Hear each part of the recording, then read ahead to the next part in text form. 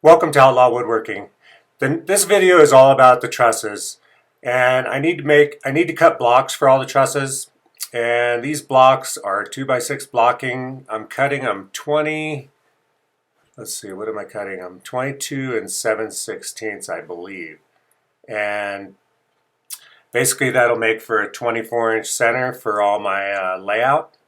And I have 128 of these blocks to make. So what is this, day 8 by myself, is basically cutting all these blocks. I then take delivery on that same day, which is a Thursday, and hopefully the weather's going to hold to get these trusses up. Now, these trusses, so basically, a little drone shot there. Basically, the delivery of these trusses, I noticed that the two gable ends, they had splices right in the middle of them, which isn't a big deal because they sit on top of the wall. But when the truck dumped them, I don't know if the bracketry got flexed or I'm not sure, but the two gables seemed to be damaged.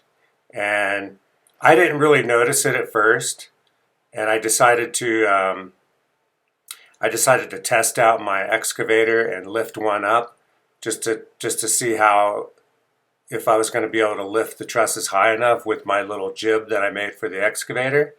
But when I looked at now that's the truss that I'm going to experiment with. Now the first thing I did wrong, actually, there's two things wrong with this.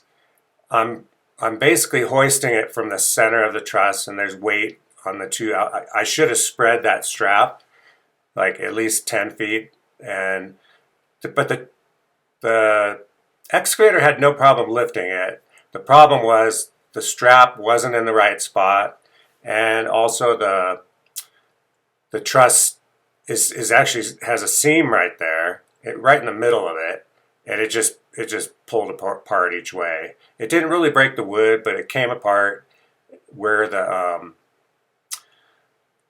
strap is right there.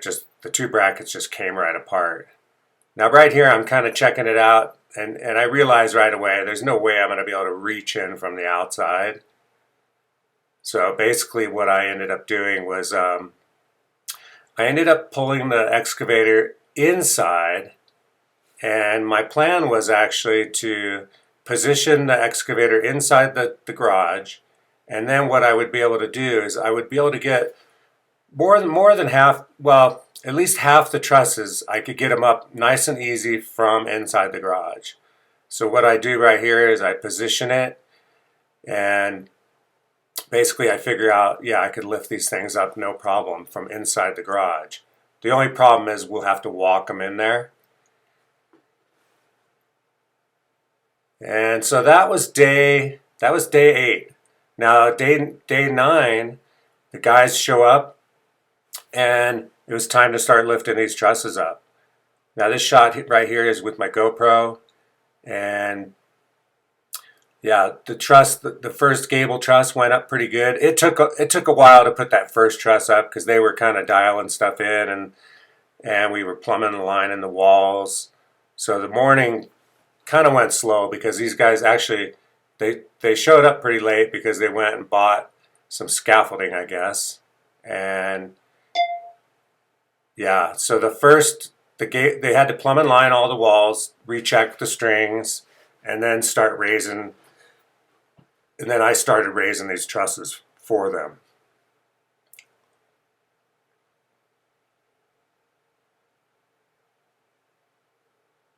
Right here you can see they've got a block on the bottom ready to go, and there's a guy on each side. And this is this is how we're going to lift up most of them. They've got a rope on each end of the trusses. Now the only thing I was disappointed in was the guy that I really thought was doing a really good job, the guy in the orange jacket right there. Now you can see the block on the bottom where he's got that block right there, and he nails it off. Now watch this one on the top. Now I'm kind of picky about how I do stuff, and I've been doing this stuff my whole life, and I would have liked to see this block line that now this is basically a plywood nailer block up on the top up there, and he kind of has to reach up there to get it. So I understand it's not the easiest thing to get up there and do. But that block line right there at the top of that, at the top of the truss was hideous. It was, oh, right there is where they knocked down my drone with, knocked down the GoPro camera with the next truss. Anyway, yeah, the first couple went really slow because we were kind of, getting a feel of where to strap it at so that it lifted up nice and even. And also, yeah, we kind of, it took about 3 or 4 to get the rhythm going and get the strap location going right. But once they kind of dialed that in, I was able to lift one up. We were starting to put them up every 5 or 10 minutes, and had a pretty good rhythm going. Like I said, the only thing I was really disappointed in was the block line at the top of the truss, which I guess in retrospect, I won't see it, but it's just the idea of it. I never like to see crooked stuff, and those blocks. I mean, the trusses were all nice and straight, and the layout was right, but the blocks, even that one right there, you can see that one is winging up a little bit, and but they worked real hard, and it's really not easy to find people to help me up here in the mountains. I'm pretty far away from everything, and if you find people that are, halfway decent that want to help you, it's still, it's still a good thing. And I can pretty much, once I get the bulk of this done, I'm basically,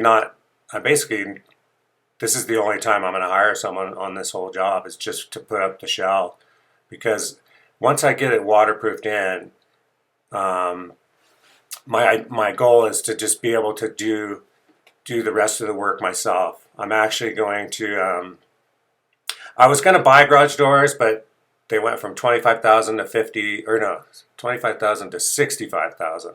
They were some really nice barn roll-up doors, but I decided that that was just ridiculous, to more than double in 1 year. So I decided it would be really fun to make some rolling barn doors on some heavy-duty hinges. And I have this, this big nice beam that goes all the way across the garage. So I could have 2 of the doors, probably the center doors, roll from the inside, and the 2 outer doors roll from the outside. And I thought that would be fun. And then I'm going to do all my own metal. I'm going to do the first 4 feet of the building is going to be some metal siding.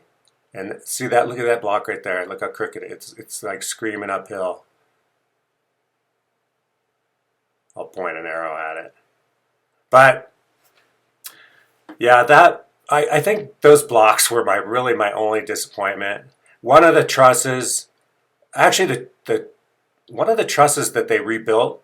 So anyway, the 2 gables that I showed you earlier, one of them broke in half, and I think half of that was due to the way I was picking it up. It probably would have been okay if I didn't pick it up wrong, but I ended up taking pictures of it, sent it to the truss guy. He showed his engineer, and they said, no, don't use those. They're going to make some new ones. And I noticed the ones that came out, they looked almost identical except for the splice was not in the same place. In other words, they staggered the bottom cord and the top cord were not in the center. They staggered them. So probably was better, I guess, to get those replaced. And they did a good job. They built them that night and had them out to me the next day. Right here you see we got about halfway, almost halfway with the trusses at this point. And I had to restart my GoPro because the battery went dead. But right here you can see we're bringing them in. This started to get really difficult right in here because my excavator, I'm jammed up against, I'm really getting tight in there. And it's getting, it's starting to be harder and harder for me to lift them up and get the boom up from this side. So I started to look at it, and we were able to get a couple more right here, I think.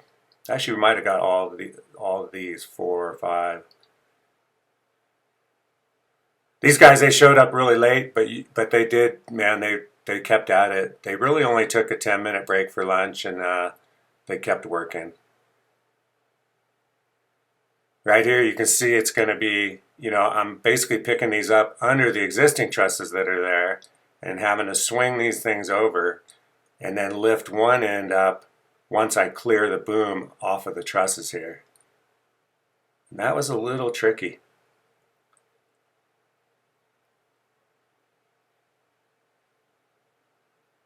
It did work, but yeah, that's a tricky way to go. The problem with this garage is, most garages are about 20 feet. So my excavator, if it was a standard 20-foot garage, that boom that I made could have easily reached from the outside. But since my garage is 34 feet deep, it made it a little difficult to get. I couldn't really do it from the outside very easily. So you can see that block line right there at the top. Now the whole time we were doing this, I was kind of keeping an eye on our string lines, and we have string lines on all 4 walls. And everything was actually looking pretty good as far as the walls were concerned. When I walk out and I look back at those blocks up top, I just hate that. But I don't know what I'm going to do about it. I have to get this up and waterproof before we get big storms, and I really want to get this thing waterproofed, and then I can take my time and just work by myself, or I could have some help once in a while. But if I do the work myself, then I'm much more happy with it, because that's why I built all the walls myself. That way I knew all the windows were going to be where I wanted, the door was going to be where I wanted. My wall height was going to be right, and I just felt like that was a good way to go for me. But it would have been hard for me to do this by myself, this part. Matter of fact, I wouldn't have been able to do it. Just lifting the walls, my back's just not in that great a shape these days, and I probably could have done it if I made like a lot smaller walls, and basically I would have had to get some pretty big scaffolding to be able to get the trusses up there. But this was a lot better way to go for me. And you can see we're getting really tight as far as me being inside the building. So the other thing I decided was I started looking at this as far as lifting up the trusses, and I realized that pretty quick I'm not going to be able to lift them from inside anymore. It's just getting too tight in there. So basically I decided that I would take the excavator to the outside, to the end of the building, and we would lift them up there and have to push them a little ways on the last, that last half of the building on the right side right there. And that would end up working pretty good, actually. The first few were a little bit tricky because you can't lay a truss flat up on the roof. You can't lay one that's this style that's 34 feet long, because it'll break in half if it flexes too much. So basically what we had to do was I had to go on the outside and lift them up and lay them on the top, but then we put a support board under the middle of them, and everybody helped, and we pushed them along, and then we lifted them up by hand.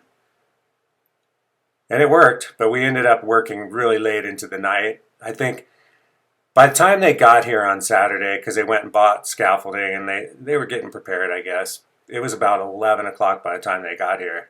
So we worked all the way till dark, and we just kept cranking them out. And yeah, I think we worked till it was dark when we finished the last one, and but it was good. At least we got that accomplished. We'll see how they do the next day. I think this is all I'm going to do for this video, because It's 16 minutes long already, and this is at 8 times speed, so it's already sped up. Right here you can see it's getting tighter and tighter. I move into this little bay right here and turn my excavator, and we're going to try to do it a little different way right here. Actually, you can see I go over into this corner. Yeah, it's really getting tight. I end up having to move outside pretty quick.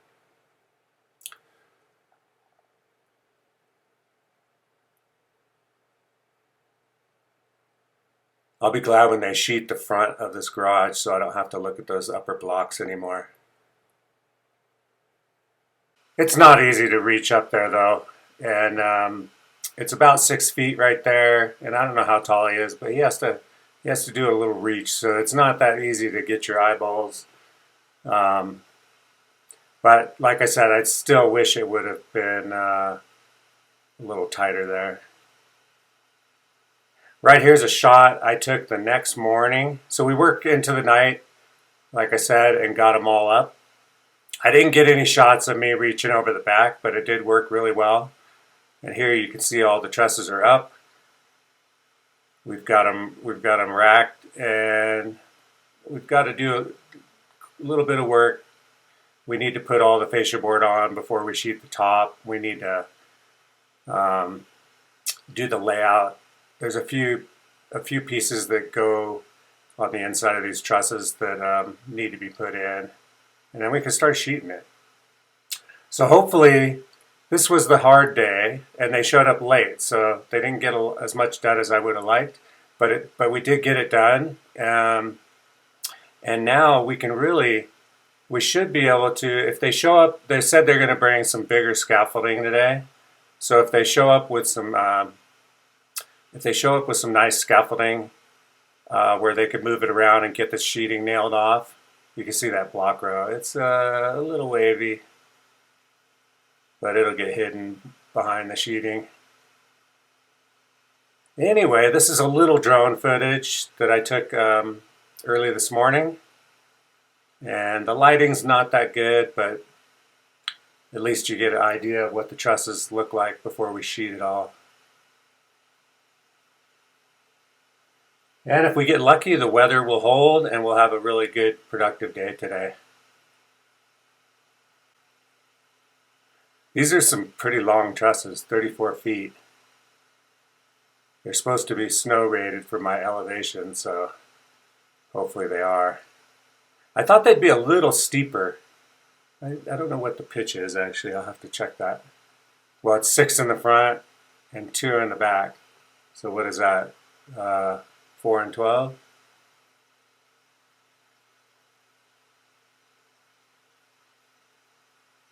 Here's a little flyaway shot. There's the garage, the little shop in the mountains.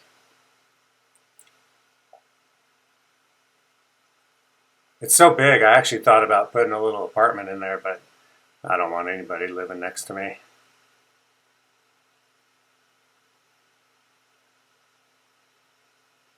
I think this shop will look really, I mean, it's a kind of a plain, flat roof shop, but I think it'll look really good when I do the metal on the bottom, the siding, and some barn style doors with some antique lamps above each door. I think it'll look really good. And I'm planning on doing a lot more landscaping around this garage just to dress it up a little bit, kind of hide it a little bit. Anyway, thank you very much for watching. Please subscribe, like the video, and I will see you next time. Later.